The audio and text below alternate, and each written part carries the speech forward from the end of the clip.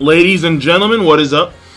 The King of Lightning is here tonight to give you guys and gals One Piece episode 672 review. Of course, the episode link is going to be in the box below on Crunchyroll and OnePieceOfficial.com. Now, episode in itself, very simple, very straightforward.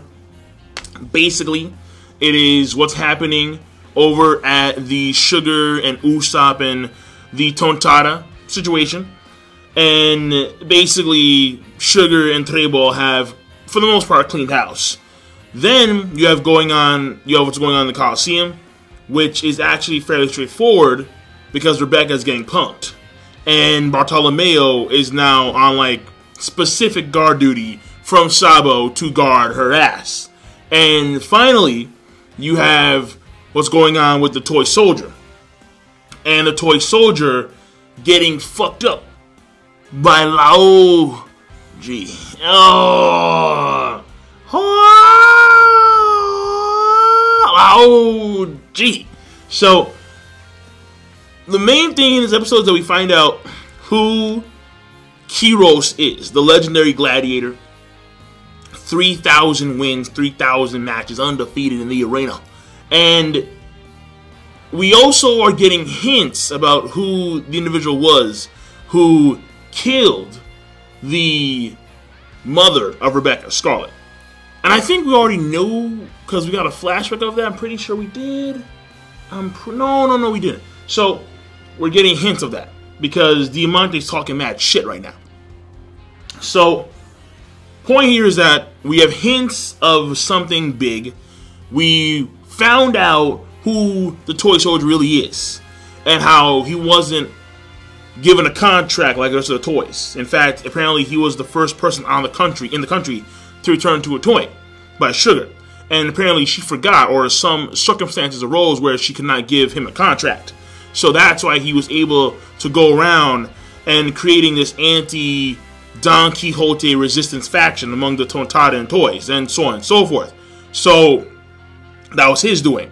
In fact, if not for the fact that the toy soldier had been around, they would have been screwed for the most part when it came to the Don Quixote takeover situation of Dressrosa, and they would have been slaves had not he stepped in. So basically, even though he is now turned to a toy, it is a blessing in disguise. So the fact of the matter here is that the episode is mainly flashback of what happened before CP0 comes in there, and after they come in there. Cypher, Pole, Aegis, Zero. I need to see these guys fight.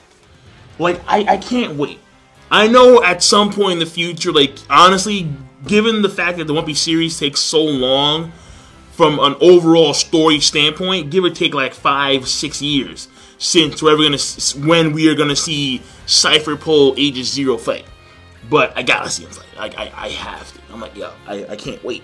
But before they come in, you have most of the countrymen there are worried and like, what the hell? He's stepping down from his position as a warlord, gonna be hunted by the Marines, so on and so forth. Everyone's worried.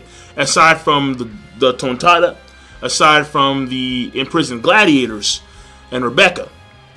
But then later on in the day, obviously, false report, and then reality sinks in. In fact, they explain early on in the arc where they were on cloud 9 when they found out that Flamingo had resigned as Shichibukai.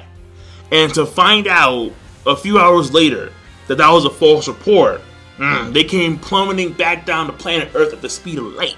So, obviously, they were all distraught, and they said, you know what, now's the time. We can't take it anymore. Like, fuck this bullshit, we're going out. We're gonna fight our war. If we lose, we lose. If we win, God bless us. And that's just the way it is. So, we did find that out early on in the arc because that was already explained. Like, that was when I think it was Usopp, Robin, and Frankie. When they found out, they were like, oh, fuck, that was our bad. Yikes. Sorry. So, that is what pretty much the case was.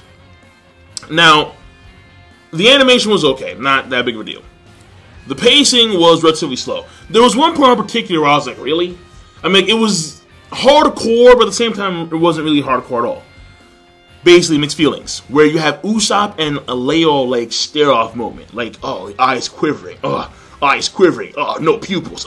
Eyes, no, quiver. No. I'm like, okay, I get it. Damn. So they extended the fuck out of that.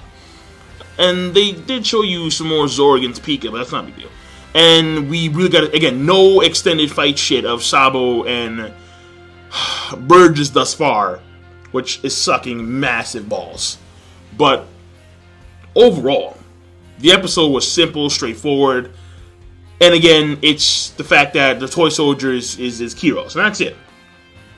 So overall, the episode rating, it's okay. I mean, we get to find out that Trebol, his sticky stuff actually is flammable. And not only is it flammable, but also it's fairly strong. And the Tontada, they've gotten their second wind, pretty much, because they realize that they're fighting for the commander. We get to see the commander. I mean, it's pretty much hinted that there's something going on between the commander and Rebecca. Not just a student-master relationship. So there's more to it, obviously, and you can pretty much guess what it is. You really can, given the context of the episode, given the context of the arc thus far. So I'm not going to spoil it for you, but it's pretty damn obvious. And that being said, the Tontada are placing their hopes on the toy soldier because they know that once they take out Sugar, he's going to be restored to his natural state. He is the strongest gladiator that has existed within the Colosseum. So they believe that Kiros, the gladiator who's won 3,000 matches, undefeated, can take on someone who is admiral level, Don Quixote do Flamengo. We have to wait and see about that one. So overall, the episode, it's okay. So I'll see you guys later. King Lightning, rate the video, comment, subscribe, peace. Have a nice damn day.